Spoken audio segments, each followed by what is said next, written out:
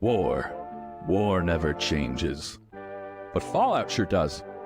Amazon recently released a new show on Amazon Prime Video based on the wildly popular video game series Fallout. We've all watched it, one of us multiple times, and this is our review. So pop a Nuka-Cola, grab your stim pack, and watch out for rad roaches. We're wandering through the wastelands on this episode of Three-Dimensional Dads. Three friends, all geeks, exploring every dimension of being a dad. I'm Jay. I'm Derrick. And I'm Ian.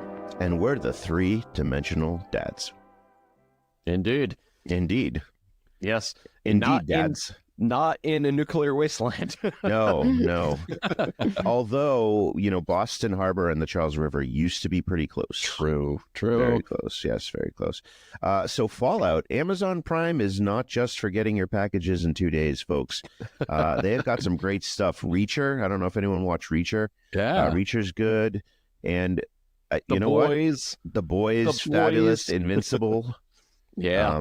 But really, what we're really looking at here, Fallout, this new show, which opened up my eyes to this game. I might have to give it another try because that game was really hard for me. It's a tough game. Yeah, they're pretty unforgiving. So I've played most of them. I'm the hardcore Fallout guy here in the group. And yeah, I played the first one when I was, I think, 13, 14 years old. And yeah, I go way back on PC. So I played it was like a point-and-click game on PC. And I got Fallout 2 at the same time. So I beat the first one and went straight into the second one. And it was merciless. It was a really hard game where, like, if you die, it just shows your bones in the desert. And it, like, guilts you. It's like, your bones are bleached in the sun. And, like, it... yeah, it's pretty rough. If you pick the wrong ending, you make some mistakes. You just, like, permadeath. I feel like my nerd card is going to get turned in because I knew maybe Fallout was a game. I had no idea it was that old. And I've only seen the TV series. I've never played a Fallout game. I'm like halfway through the season. So we're all at different levels here. And I'm really enjoying it. But I know that I'm not as like hardcore into it as you are, Ian, or maybe like Jay knows. I've gone through twice through. Once to just absorb it, and second to really appreciate it. And it stands up to repeat viewings. Anyone that's thinking about watching it again, they set stuff up all the time. So the next time you watch it, go, oh, look at that. See, ooh, little teasers and things. Like, I never played the Fallout games. I've loved Bethesda. I was a Skyrim freak. I played that a ton. I've been playing Starfield. Yeah. And I picked up Fallout 4 because that was the one set in Boston. And I thought that was really cool and like, okay, I'll try it out. But it was so hard for me to figure out the combat system and the inventory management that I had to give it up. I went back to like Call of Duty and just killed some stuff. But I did think it was really cool that it was set in somewhere like I knew, like Fenway Park. You could go up to Salem and like see what's going on there. You could go to Quincy. Like, I don't know why you'd want to go to Quincy, but you could go to Quincy. Yeah, a little shot at the South Shore there. You could go around to places you knew, which I thought was really, really cool. So I might at least we do because we're your cousin from Boston. From Boston. Yeah, exactly. We're a Boston podcast. Yeah, I love that about Last of Us also, because Last of Us had that Boston setting. And they got in trouble for using the MBTA map, like that iconic map of the subway. Apparently, that's like an image that's copyrighted. And so it was in Last of Us. They had to like patch it out of the game. Oh. But yeah, it was right. And you could look at the duck boats. You're on Boston Common. Like, I thought that was such a cool verisimilitude, or making it feel like it's a real world. And swan boats were in there. I love that. But I bring up Last of Us also because I think we have this new, spoiler. We're just going to drop it right here. That I absolutely loved this show. I am a huge fan, and I was over the moon with how good this was. I was with Last of Us also, but I also have been so let down by video game adaptations for years and years and years. It's like I feel like they always miss what is actually cool about the game, why people love it, what's special about the story. And I feel like, Last of Us nailed it so perfectly and was really faithful.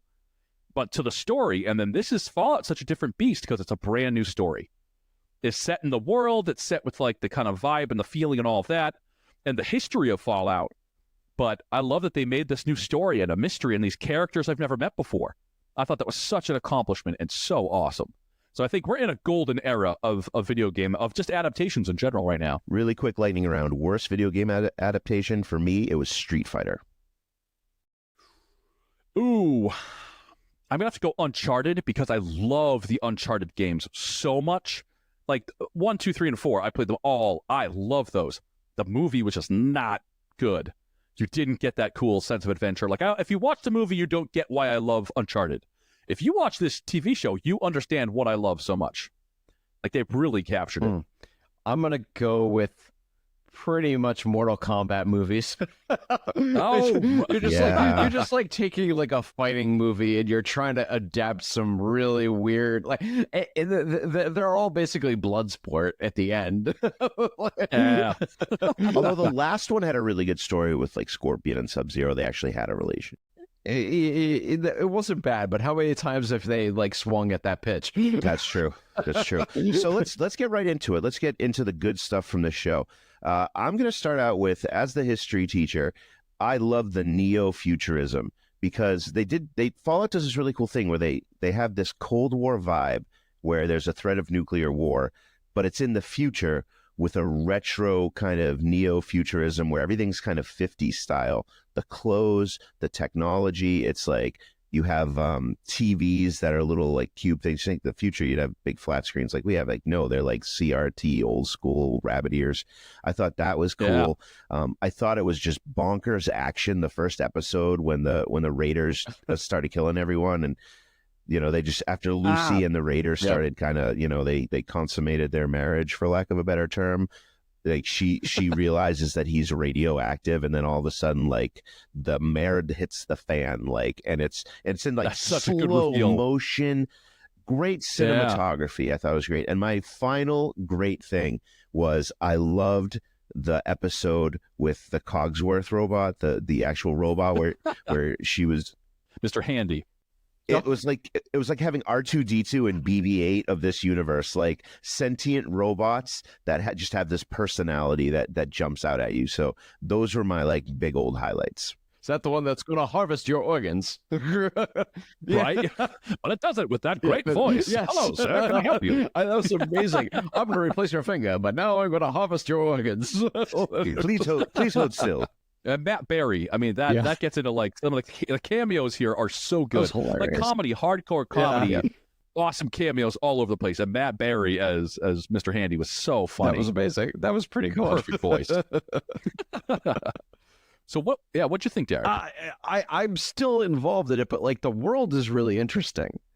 And I just, I don't know, maybe we're going to spoil this, but right now I'm on this precipice of, I hope it's just not going to turn into like some sort of zombie thing, because I'm at the point now where in the vault and they're trying to figure out what the secret is that happened in Vault 31 and 32. So I'm exactly like midway through the whole series right now, and I feel like it's going to be at this precipice of something happening. And I just saw that, the ghouls, quote unquote, right, that they let the ghouls out of that sort of like a research facility. I'm just hoping it's not going to turn into some sort of like zombie apocalypse thing. I hope there's more to the story there, and I'm really interested to see like where the knights go. I thought that was really interesting too. Yeah. So this whole world they invented, I really like the neo-futurism like you were talking about, Jay. It's so different. I like how they do. I particularly like how they go back to the past before the Fallout happened, and they explore the characters. Yes.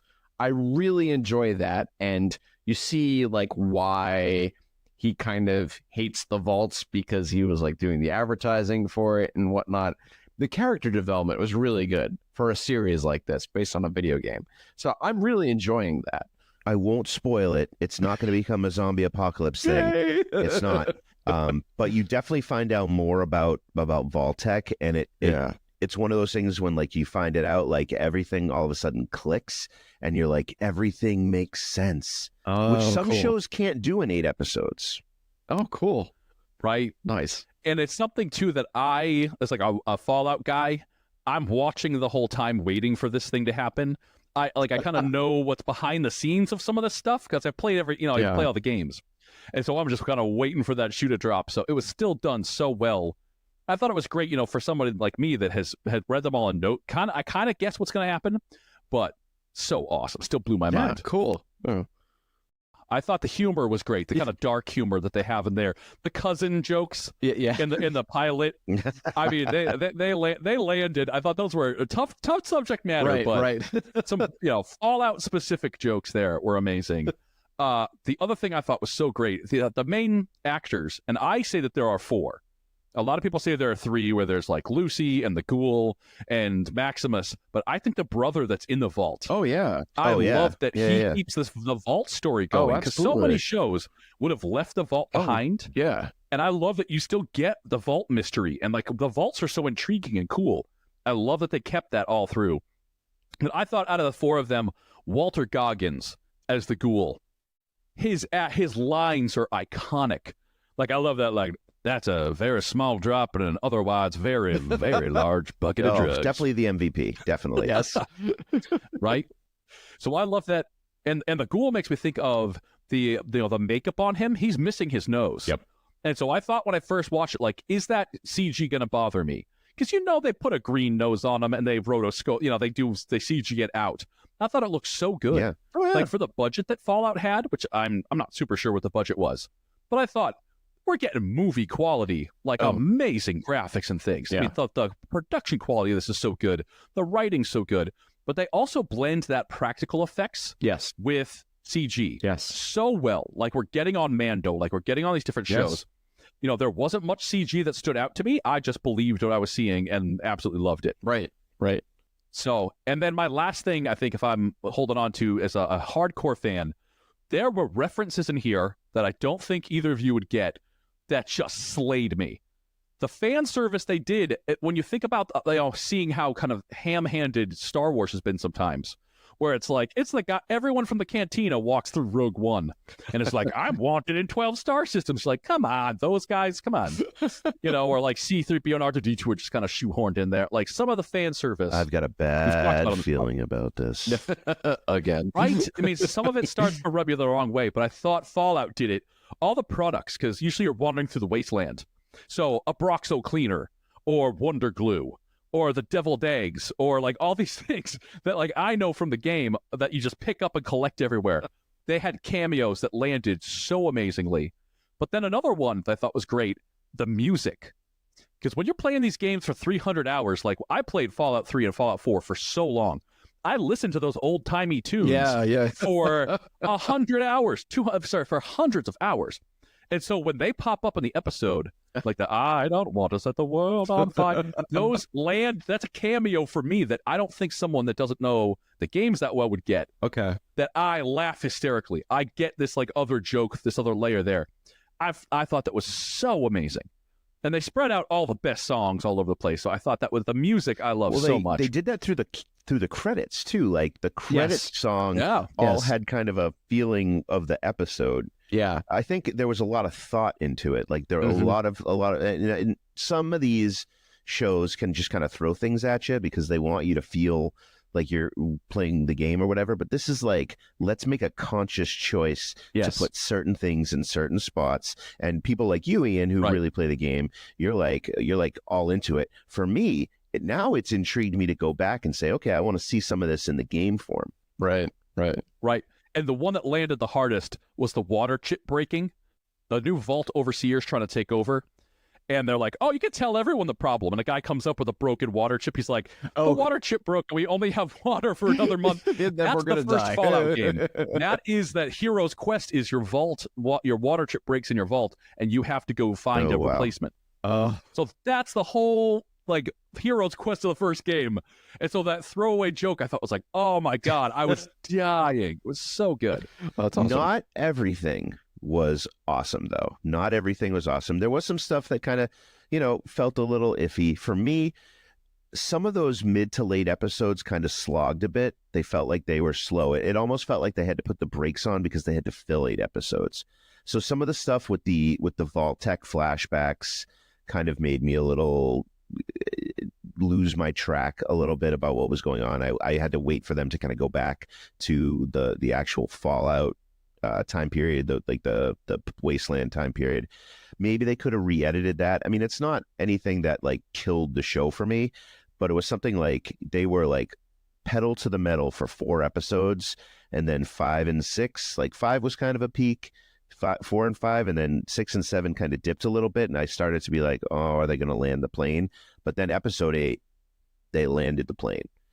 So I thought that was good. But those episodes, I mean, it's nitpicky because the show was, for me, was an A. I don't want to preview my end letter grade, but it was a great show. It's just kind of like I had a little doubt in those late episodes. I was actually the opposite. I thought 8 for me was the slog. Really? Is that like once they get to the kind of the final act, I feel like everyone was coming together, and then they just kind of hung out in this one scene for a very long time. I was like, it just felt a little like where I thought all the episodes just like moved, and then the final one didn't. See, I like that because and I'm not going to spoil this for Derek. There was a specific ghoul in that episode that kept me hooked because of the story behind it, and you kind of felt like maybe you knew what it was, and then they dragged it out a little bit, and not in a bad way, like there was a lot of exposition, but when they hit that beat, then I was like, oh my God, and like everything for me came together, and that's why that episode 8 really like again landed the plane for me. That's true. Yeah, I was wondering how you stop. Like, at what point do you stop this? I'm used to the games that go on for forever. Yeah. So, and I thought the story. I mean, you get the people from Westworld, right? This is Jonathan Nolan. Oh man, the story I've had. It did have a satisfying end, but it's good to keep going. That's a shame. I really liked Westworld too, so I'm glad they got to do something fun. Yeah, because that's the story actually I would like to have seen landed. So I'll be looking forward to this ending then too. I have to say, so I started 2 things. So I started Fallout. I downloaded a couple episodes while I was on this trip to California because it was spring vacation here. I started Invincible season 2, and I started this, and I have to say, like, I am more hooked to this than I am Invincible right now. Yep. And it really want to be it does have me hooked to where I want to find out, what's happening at the end. It is thoroughly entertaining, and I think it's beautifully produced. I don't really have criticisms right now. I mean, it's very popcorny to me, which I like. I will say though, if we were going to compare it to like another adapted video game, I like The Last of Us. It's more dramatic, a little bit more so than this right now. Just right now. It's a different world. It's a different context. I do like this as humorous. Last of Us is very serious, extremely serious, in some respects. Right. But this is very cool. Like, it's completely refreshing. The take on, I do really love the style of it. And it is like nothing you've seen before. So I do like that aspect. So it's getting definitely like an A from me so far. So. Yeah, if I'm going for one other critique I had, a moment I thought was a little rough was when you have the overseer show up, but he's de-aged. And he's like, I mean, it's a little spoilery. I won't say what it's about, but they show you a flashback, and the de-aging does not work for me. It looked very not, and de-aging we've had in funky and like Marvel movies and like Star Wars, and we've seen different levels of success with de-aging. It's always a fun twist, but I'd rather have a recast actor that doesn't make you suddenly go like, I think that's the original actor under a ton of CG. That definitely pulled me out. But I can't wait for season 2. The setup for season 2, the twists and all of that, I am super, super pumped. All right, so letter grade. If we're going rapid fire, one sentence and why we rated it. Jay, what do you think? So even though some of the end really kind of pulled me out, like there was a few loose ends for me, like the Knights, I wanted to see a little bit more with that. Some stuff with Vault 31, I want to see a little bit. There was kind of too much hanging. I did like the tease at the end, but I still have to give this an A. I loved it. It's some of the best TV I've seen in a while. It was on the level of Last of Us, but like Derek, I like what you said. It's a more, Last of Us is more serious, and it's a different flavor. So like it all depends on what you're into in the moment. So if you want something hyper violent and fun and something that kind of is just, like you said, popcorny, this is perfect. If you want to get into the weeds and like something that's emotionally like just right in the heart, Last of Us, or kind of maybe some early seasons of The Walking Dead. But this is definitely an A for me. Solid. It's TBD. Derek, what do you think? It's TBD for me, but I'm really enjoying it. I'm stuck. I'm right in the middle, so I can't wait to see how it lands. But I do like it a lot. So far, it's got an A from me. So, all right, I have to go. I'm giving it an A++. That is not a real grade. As a professional educator, here's there's no why. such plus. There is a plus when you redefine what plus means. Ooh. So, to me, I thought as a Fallout, this is a better TV show than Fallout deserves. I love Fallout. It's a little cheesy. The stories are never that good. I mean, they're good, but they're never this quality of hanging on every word and amazing characters. And like, I thought this did Fallout so much justice. That's where the A+ comes in. The A++ is because it's an adaptation. And I think I can't think of a better time that as a fan made me just lose my mind. And it was like Avengers Endgame for me for like a lot of moments in this. And I feel like Marvel has struggled with that. And Star Wars is struggling right now with the fan service. What do fans want? Why do fans love Star Wars? I don't really think they understand why anymore. They're pumping stuff out. They're pumping out TV shows, and we're not getting good stuff. Same thing with Marvel. They had all these sequels and things. So that's why I feel like when I see a franchise like this just do such justice and kind of, make like a new high mark for the whole genre, you get an A++ in my book. We're recording this right after the full trailer for Deadpool and Wolverine dropped. And I feel like Deadpool and Wolverine is going to be a movie version of this kind of experience, right? It feels like it is going to be so much fan service in that Deadpool Wolverine movie that it's going to be kind of like this. This was, I think, for you, Ian, the way you talk about it, the ultimate fan service for this show. As me, as a Marvel guy, as a comic book guy, especially one that collected, I collected a lot of Batman, but like Marvel was my thing. Deadpool and Wolverine, to me, like I have this like feeling, and I hope I don't get disappointed, and I'm worried about it, but that trailer, especially with Madonna's Like a Prayer and just like the funness of it is great. But I don't want to do too much on Wolverine and Deadpool. We're going to review that when it comes out, but definitely like Fallout, definitely a lot of fan service. And you're right, it did a lot better than a lot of other stuff is doing right now. Thanks for hanging out with us and listening to our review of the amazing new show Fallout on Amazon Prime. We loved it, and we hope you did too. I hope they do another 10 seasons, 20 seasons, maybe 10. We don't want to go into Walking Dead territory. If you agree or disagree, let us know.